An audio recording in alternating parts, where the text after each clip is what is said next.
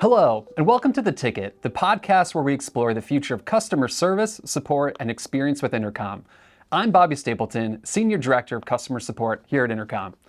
Today we're going behind the scenes of customer support operations to learn about the role of a Customer Support Operations Analyst.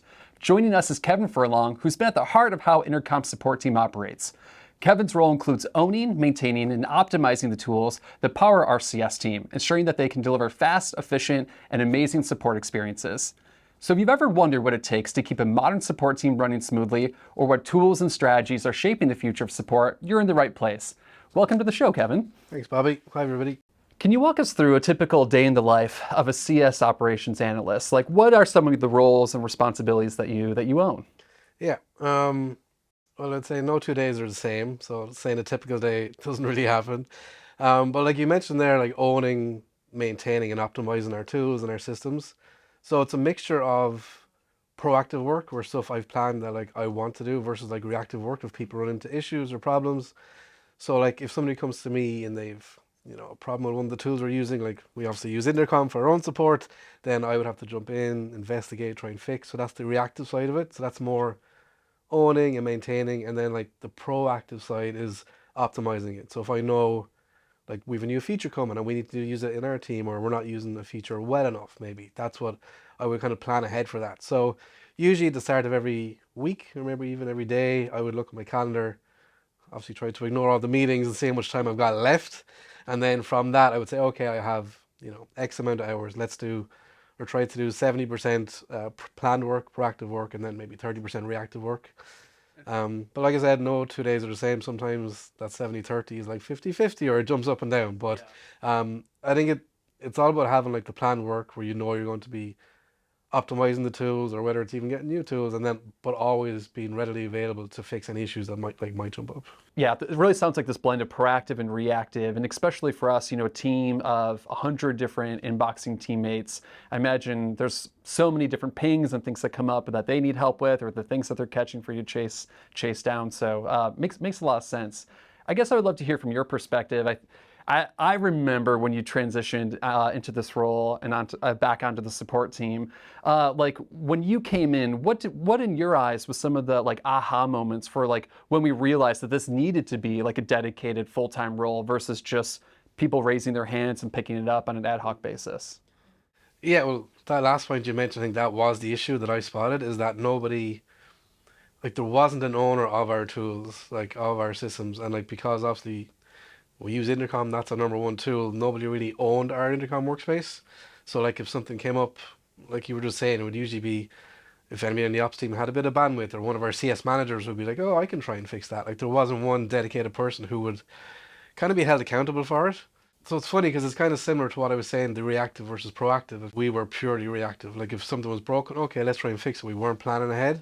Yeah. Whereas now, because we have myself in that analyst role, we can say, okay, here's maybe what's not working well with Finn, or here's what's not working well with our conversation routing, so we can plan ahead and we can optimize. So instead of just, trying to survive, you're not just treading water, you're actually, you're swimming, you're trying to get out of the water, you're trying to plan ahead and make things better. Like with any project, like the main thing is make sure you have like the problem you're solving, the goals and the outcomes.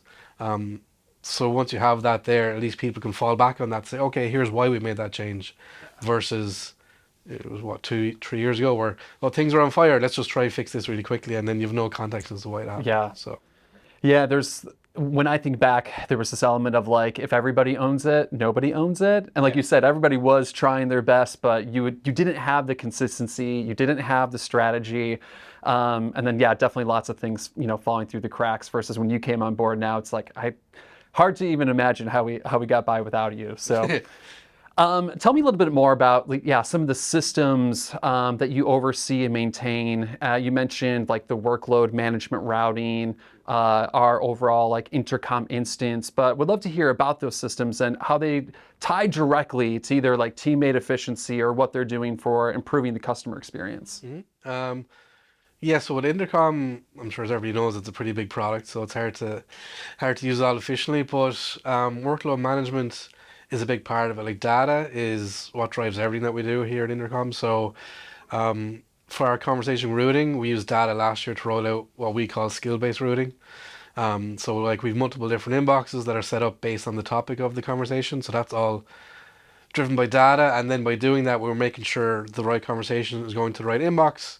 And then once we have the conversation in the inbox, we can then make sure, okay, the right person on our side, the right teammate, is working that inbox. So that means as a customer, you know your conversation is going, like whatever the topic is, it's going to an expert on that topic. So in theory, it should get to a faster resolution, or at least somebody who knows the topic inside out and they can try help you as much as possible, versus maybe somebody who doesn't know the topic, or somebody might just be covering the inbox. So that's all kind of data driven. And then similar to workload management, we do all of that as well, to make sure that teammates, are getting the right amount of conversations, we're not overloading them, but then we also give them the power to do what they want using the pull button, so they can get whatever conversations they need there. Um, but that data is kind of the underlying part of it, is kind of what drives everything within Intercom itself. So whether it's skill-based routing, or whether we're routing people, based on their price plan, or maybe what features they have versus what they don't have, that's kind of the key thing into our success, is that making sure, as we keep saying, like the right people are handling the right conversations, instead of, I could get a conversation like, oh, I'm not sure about that one, I'll just pass it to Bobby, see if he knows what's happening, and then the customer just passed around, it's taking longer, and the teammate might try their best, but ultimately they might not really know what's going on. So that's kind of the crux of it, and kind of the foundation of what kind of builds everything. You mentioned that there at the end about like that impact on the customer experience of having that conversation at the right place, so it's not adding on those extra delays. So definitely, yeah, we know that that makes a big difference. What would you say to the skeptics? They're like, Kevin, I hear you like needing to set all these things up. Like, why is this not like a set it and forget it? And how come it ends up being this like ongoing piece of work that you have to keep like tinkering and changing? Mm. Um, well, at least for us internally, because we're kind of using Intercom to support Intercom, like Intercom is such a fast moving product. Like we're shipping so many things so quickly. So you could set up an inbox today for feature X, let's say feature reporting. All right, cool, that's set up. We have the right teammates on it. Then next week they could ship an update where like a lot of customers are using it, but maybe it's a bit tricky to use, and we're seeing a lot more volume going in there.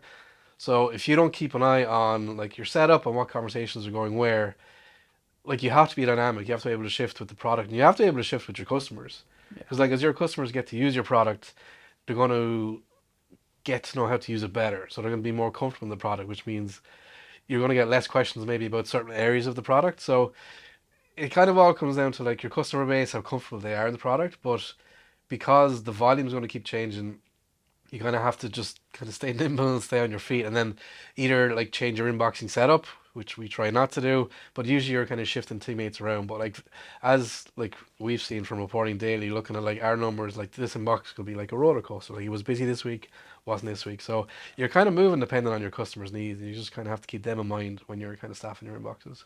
No, that's really well said. And I think like, yeah, that difference between having this like rigid, static structure versus, especially in this post AI world where the type of conversations we're seeing are so different because of now the work that Finn is doing now.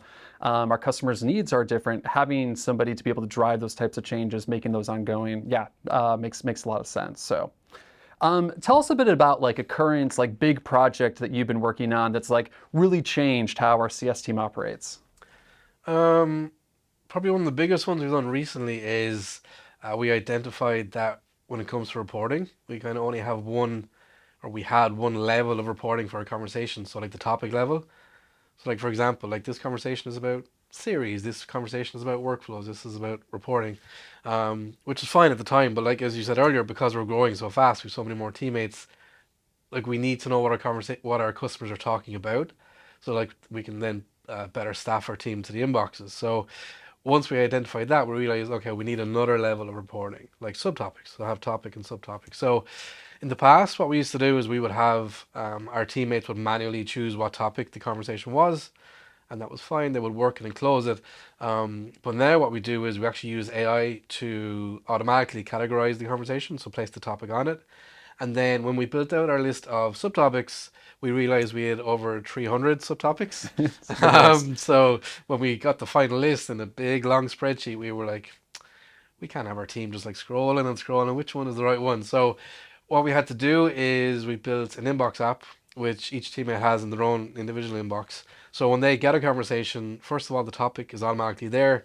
They just click a button to verify it is the correct topic, and then when they do that, it loads up a list of subtopics that are specific to that topic.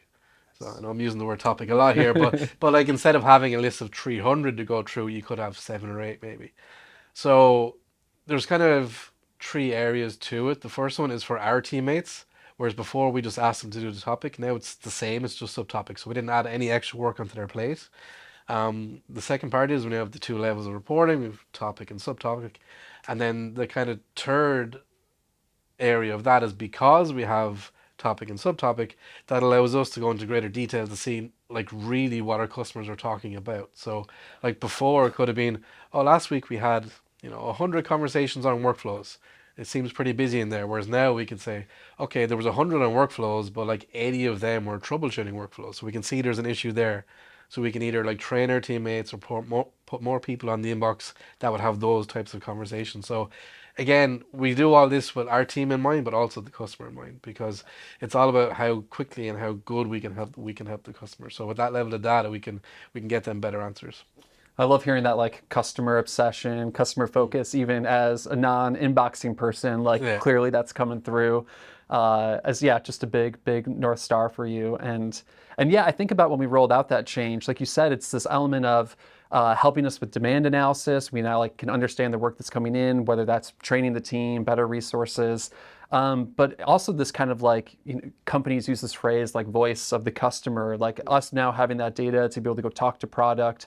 And again, I feel like this was all stuff we were just kind of trying to scrappily get to or like find time for, versus now having you be able to help like implement that, make sure it's working, and like guarantee the output. It's just been a big value add. So I want to go back to that point, like, because I remember when we rolled out that new workflow, there was some of that like teammates training, and on my brain I was like, oh, we're adding like some more clicks for the team. Is it like, what's that going to do? But I loved how you were able to just also jump in and work with the team as part of rolling out this big change. Anything you would add there from like a change management and again, even though you're in an operations role, still kind of working hand in hand with the frontline team to help them use these tools and processes. Like, what was that like for you? Yeah, it's definitely tough because, some teammates, like you said, when they hear, oh, we need you to do X, oh, that's extra clicks, and they don't want to do it. But I think the key to it is when you're doing your communications, like you let the team know why you're doing it. So instead of just sending a message saying, hey, we turned this thing on, we need you to do this now. You're going to send a message saying, hey, we built this because of this, and we're hoping to do Y. So you kind of have to tell them why you're doing it and tell them, again, not only it's for them, but it's for the customer as well.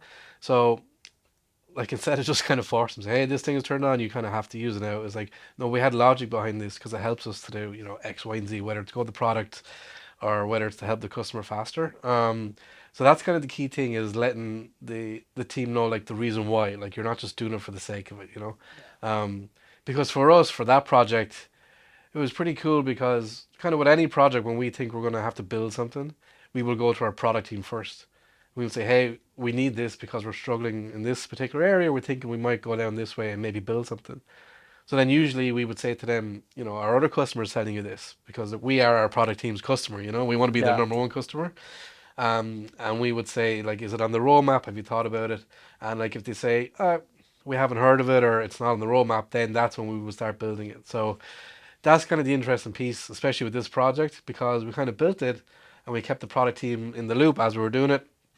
And then when we shipped it, we showed it to the product team. They were like, that's Yeah. pretty cool. That's pretty cool. So they ended up building two features out of it. So you have like AI categories, which is in beta at the moment, and then the conditional attribute, which is in beta at the moment as well. So that's another part that kind of goes back to what I was saying, where you're telling our support team, hey, we're rolling this out because, it's not available yet, but it's making your life easier. It's better for the customer. And who knows, it could be in the product one day, and you fast forward a couple of months and now it's in beta in the product. So we can say to the support team, hey, because you were helping us to use this app, it's now being built in the product. So you actually have a say in how the product's being built. So Really cool. So you mentioned at the top of the chat here, using data as much as possible to be data driven. How do you go about leveraging data to decide what projects and things to work on? yeah, well, I think like a big thing for us is like you can't just do things for the sake of it. If somebody comes to you saying, hey, we should try turn on this feature, or we need to do this, it's like, okay, but why? It's not just to use it. So, like being data driven is a big part of our culture. Like we need to be able to prove that we're going to do something, or prove why we should do something. And then, like earlier, like I said, you need to have kind of outline like your goals and your outcomes and make sure you're going to use data to get there. It's like we can see, a 10% improvement in whatever metric you want to do. So for us, the big one was skill-based routing that we talked about.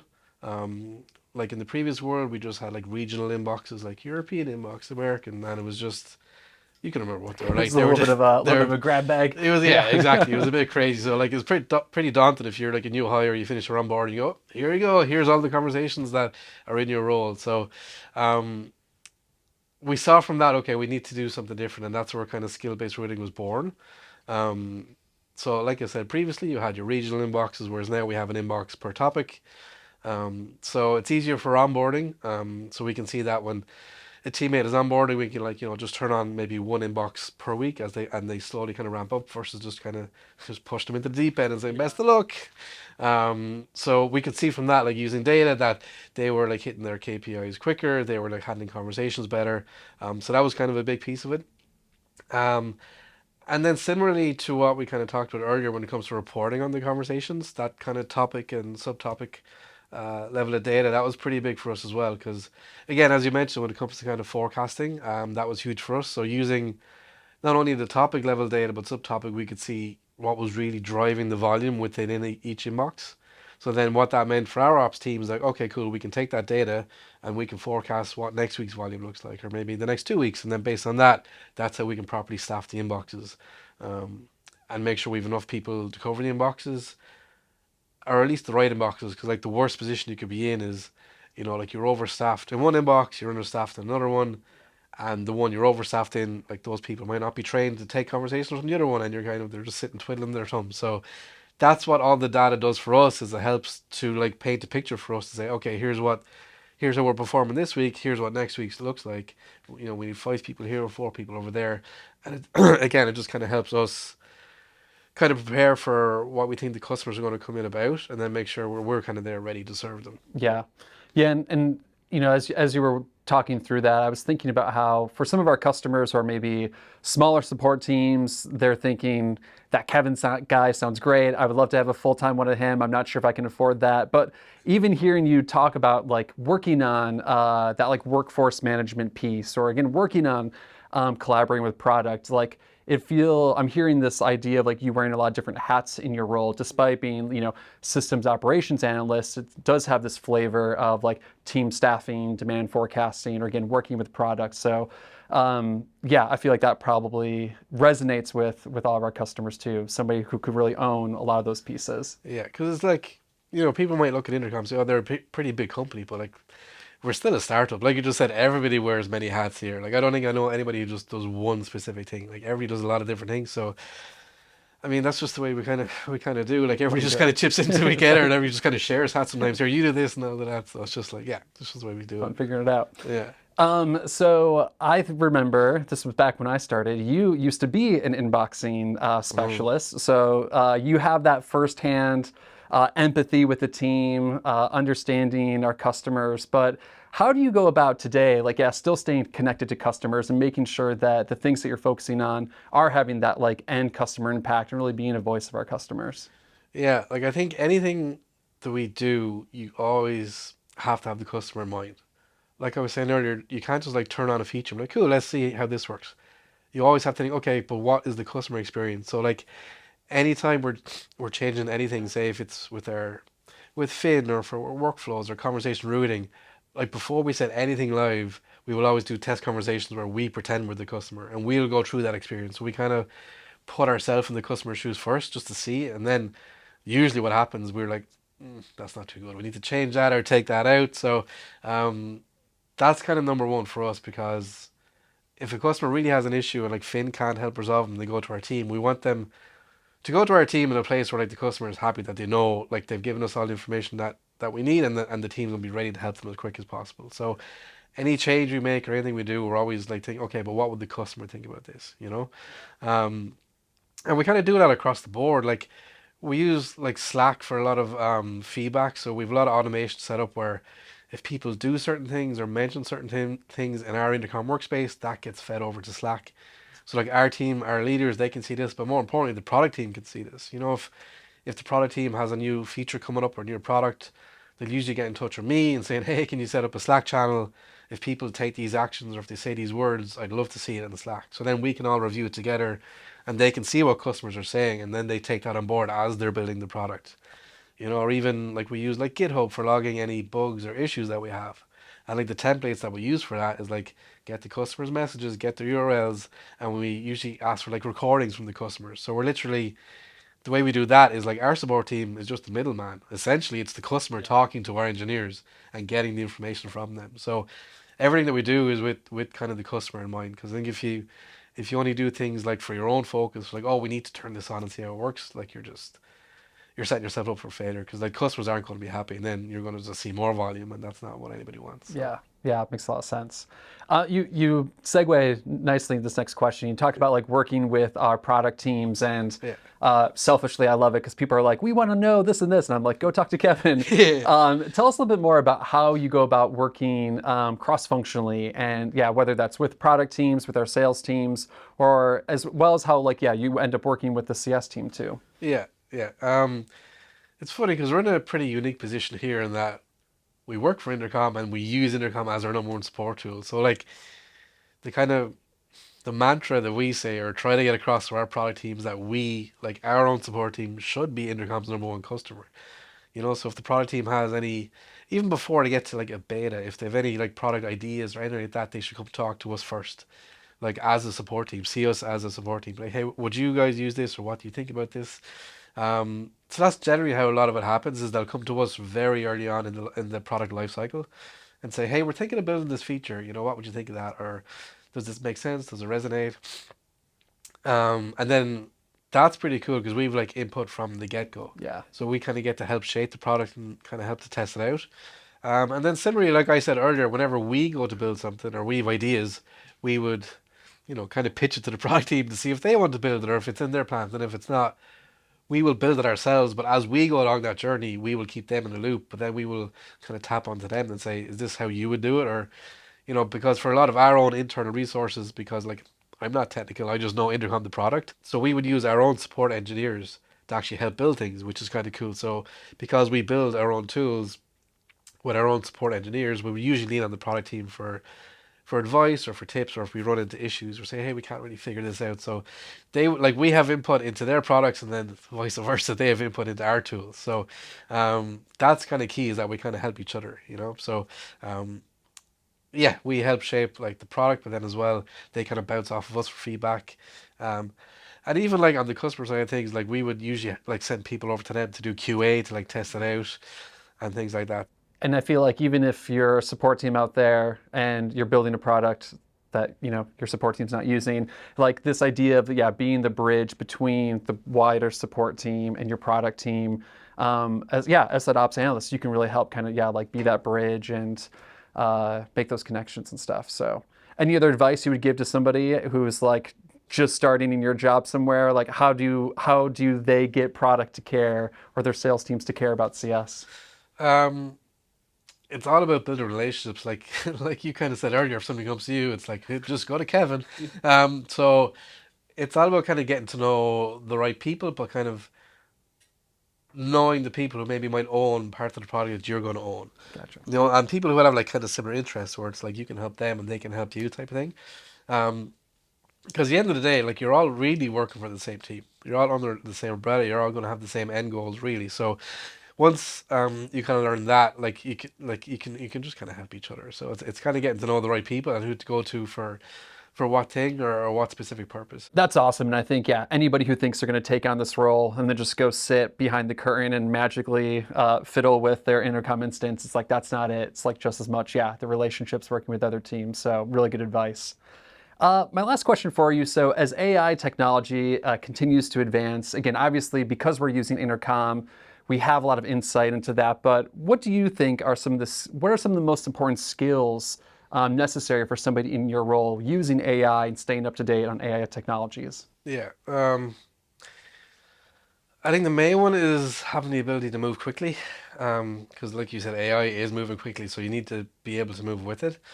Um, and then kind of similar to that, like we've kind of learned this here recently, where previously we would do, like a 6 month roadmap for our work, and then we learned pretty quickly, okay, no, that's not going to work. And then we would do like, a 6 week roadmap. We're like, okay, this is a bit better, but then quickly enough, we were like, okay, no, let's go week by Yeah. week, see what happens. Like you need to be able to move quickly and kind of pivot at the same time. Um, but kind of like I was mentioning earlier, like you should be analytical in that you should always like use data in some shape or form. So like yeah, AI is advancing like super quick, and everybody is like, trying to get it in the product on the website as quick as possible. But like again, like don't just do it for the sake of it. Don't just turn something on. There should always be a reason or an end goal or something you want to get out of it. It's not just to try and look flashy. So Yeah. while it is an extremely powerful tool, you should always have an idea in mind as to why you want to use it and kind of what you want to get out of it, like how you're going to best use AI. It should be kind of like we say about Finn, like it should be another member of the team. Like it shouldn't just be a tool that you're just using that's just there that might be really powerful. Like it should be something that you know why you're using it and why you want to get out of it, Yeah. particularly. And I guess going off that, like for any person that's currently like an inboxing teammate and they're thinking, I someday I want to be a Kevin Furlong, I want to be a support operations analyst. Like, what advice would you give them while inboxing, or what advice would you give them to think about this AI technology to get them to a place where, yeah, they could be in your role? Um, I would say always like never settle in the sense that like always think how could something be better. Like what it's a good thing and a bad thing because if I go into our inbox and I just scroll through like some of the conversations in the inbox, I'm like, that message could be better, or maybe we could have got that there quicker. Like always be of the mindset that like, okay, things are working, but like how could they be improved, or how could I make them quicker, or how could this be a better customer experience? Like what we say in ops is like no news is good news because that means things are working, nothing's broken, which is fine, but it's not just about kind of like treading water, like I was saying earlier. Like you want to do as good as you can. So always be of the mindset that when you're working, like always just be thinking, like, oh, how could this be better, or what would I do in this situation, or how would I change this? Because I think that's the issue we had before I came along, where we like multiple different people just kind of helping out. Everybody had different ideas of how things should be done, so they kind of did them in their own different way. Whereas, with that one person, you've a particular mindset. Now, yeah, you're going to loop other people in just to get their input, but usually you've kind of a standard set. So just have that kind of open mindset. Like always, just be thinking, oh, would I do things this way? Does it look good? Could it be better? Just always have that kind of quizzical mindset, I That's think. awesome. Great advice. Well, Kevin, thanks so much for joining us today, man. It was a pleasure having you. No problem. Thanks for having So hopefully the inboxes didn't explode while we were gone. me. Just before we go, don't forget to subscribe to our newsletter at inter.com/newsletter to stay updated with the latest trends in customer service and support. And make sure to check out our sister podcast, Intercom on Product, for insights into product design and development. You can find it on your preferred podcast platform or by visiting intercom.com/product podcast. You'll find all the links in the episode description.